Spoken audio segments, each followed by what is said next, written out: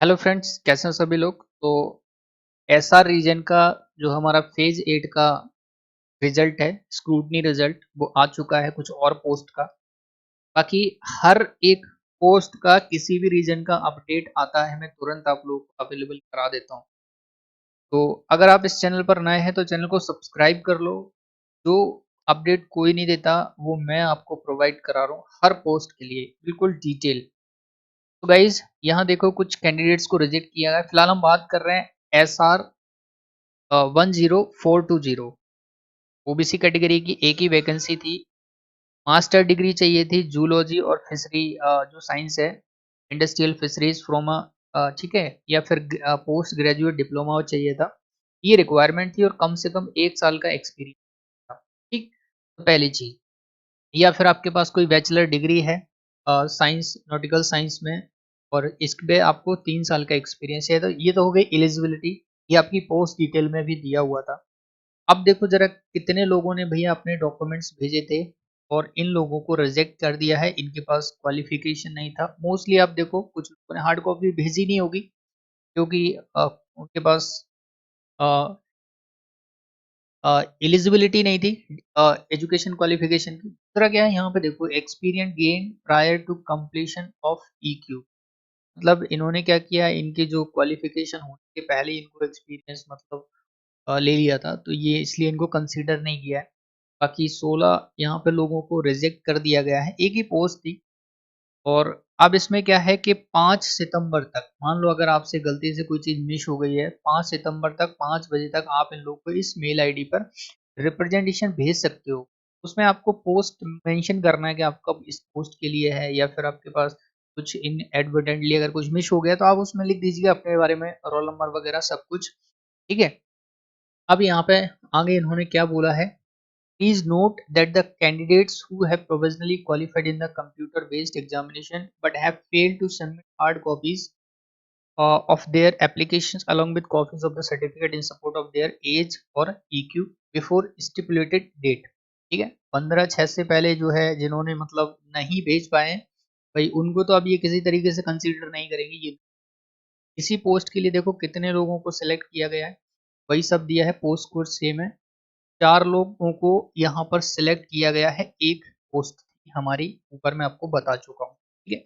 अब इसके लिए क्या है, आप लोग का फाइनल जो है आपका DV होगा। तो उसका जब भी शेड्यूल आएगा मैं आपको अपडेट देता रहूँगा। मेरा खुद का जो है, मेरा NR रीजन का है, अभी तक कोई अपडेट नहीं है किसी भी post. I am also waiting. अब यहाँ पे दूसरा पोस्ट कोड जो है वो देखो, ये है SR 10720। यहाँ पे UR कैटेगरी की एक वैकेंसी थी, junior zoological assistant, zoological survey of India में, है ना। अब यहाँ पे इन्होंने मांगा था आपका बैचलर डिग्री इन साइंस और zoology as one of the subject. Zoology जो है कम से कम एक सब्जेक्ट होना। यहाँ पे रिजेक्टेड कैंडिडेट 3 हैं, हार्ड कॉपी नहीं भेजी इन लोगों ने। ठीक है। अगर आपके पास कुछ है डॉक्यूमेंटेशन तो आप 5 सितंबर मेल आईडी है यहाँ पे भेज सकते हैं। वही रिप्रेजेंटेशन भेजना है, आपको लिख के भेजना है अपने बारे में, रोल नंबर वगैरह, कौन सा पोस्ट है, और बता देना है कि मेरे पास है। तो वो आपको मेल वगैरह कुछ करेंगे। 15 जून से पहले जिन लोगों ने नहीं भेजा था भाई, अब उनका कुछ नहीं होगा। और कितने कैंडिडेट सिलेक्ट हुए हैं, अभी तक सिर्फ 2 कैंडिडेट। ठीक है, रोल नंबर आपको दिए हैं।